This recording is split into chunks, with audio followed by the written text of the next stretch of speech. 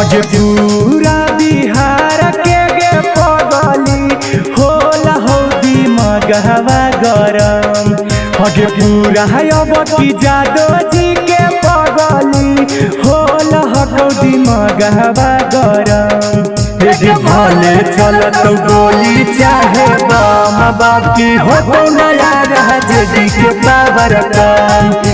भले चलत गोली चाहे बम बाकी हो न लालू यादव के पावर कम।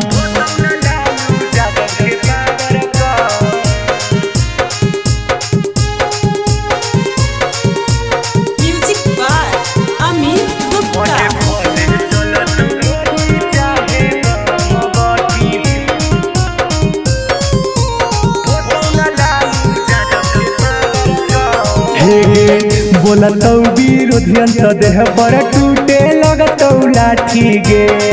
जन्म से बरान पगली हो बउआ हीरा जाती गे।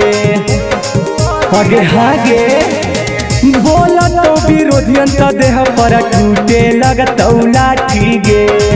जन्म से बरान पगली हो बउआ हीरा जाती गे। अगे ऐसन घाव दे गे पगली कि मिलत नहीं कनहु मलहम। अगे ऐसन घाव दे गे पगली कि काम नहीं करत कौनो मलहम। अगे भले चलत गोली चाहे बम बाकी आरजेडी के पावर न होतौ कम। अगे भले चलत गोली चाहे बम बाकी हो न तेजस्वी के पावर कम।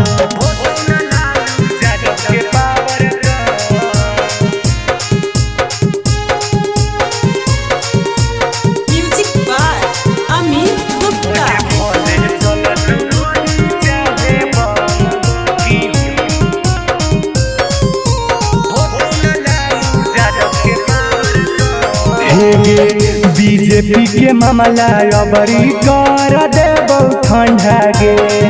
पूरा बिहार में फहरतौ आरजेडी के झंडा गे।